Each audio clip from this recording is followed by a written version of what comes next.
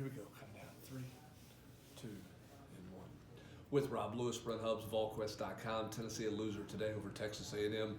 34-13 is the final score. We'll get to the game in a minute, but the game is not the story of this afternoon. The story surrounding Tennessee and an investigation into the football program internally that has been made aware by the university apparently to the league office and to the NCAA as well.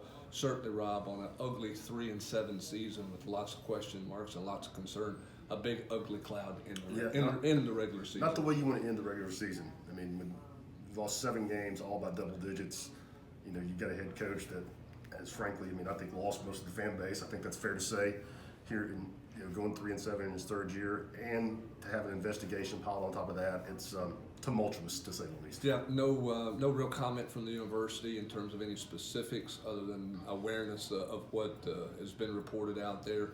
Jeremy Pruitt asked after the game about his future as a head coach, and he made it very clear he expects to be back at Tennessee at this point. So used the word absolutely. Made a strong case for himself, as you would expect him to do. Expressed lots of young players on the team. Threw a little COVID talk in there, and handled that question a lot better than he handled multiple inquiries about Eric Gray's status. Yeah, would not get specific as to why Gray did not play. He was asked specifically whether or not it was COVID related or whether it was a compliance issue, and he just repeatedly said that Gray was not available. Let's talk about this game itself. Same old problems for Tennessee defensively. Rob could not get off the field. Just a thorough beatdown. A&M was 10 of 14 on third down, and until the very last series, when they faced a 3rd and 9, only 2 of those third downs were more than 6 yards.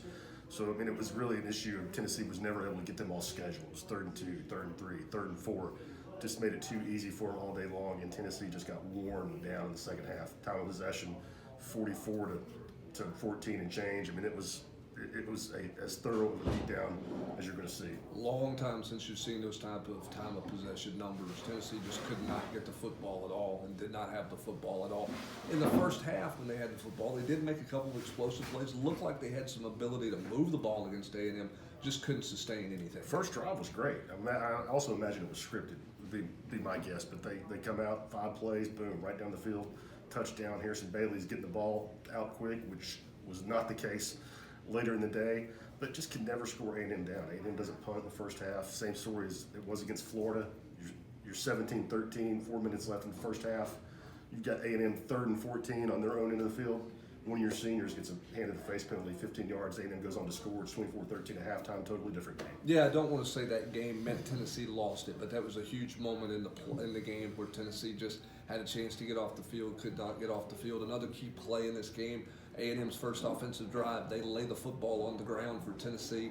Tennessee seemingly had 2 players with a chance to recover it and could not get on the ball, and that sort of surmises what Tennessee's been able or not been able to do defensively this season. And that's been a problem all year long. Balls on the ground, they've not come up with it. Going all the way back to the opener, South Carolina, it happened. And on that same drive, I think probably the next play, you've got A&M in 3rd and 10, same guy, DeAndre Johnson, jumps off sides. It's 3rd and 5. Boom, they convert, they go down and score. Yeah, so we'll see where Tennessee goes from here in a lot of different ways. One thing is bowl game. Are they going to play in a bowl game? We'll know that fate on Sunday, and then obviously a lot of eyes and a lot of ears on what's going on and what's going to happen with the future of this program with Jeremy Pruitt. We know where Philip Fulmer, we believe we know where he stands. He does not want to make a change, but where some other powers that be might be in that process is really unclear at this point, so we'll have to wait and see. As for now, the regular season comes to a close in a fashion that most people expected as A&M took Tennessee to the woodshed here at Neyland Stadium today, ending Tennessee's regular season at 3-7, and all eyes now on where this program goes next, starting tomorrow. With Rob Lewis, I'm Brent Hubbs, Volquest.com.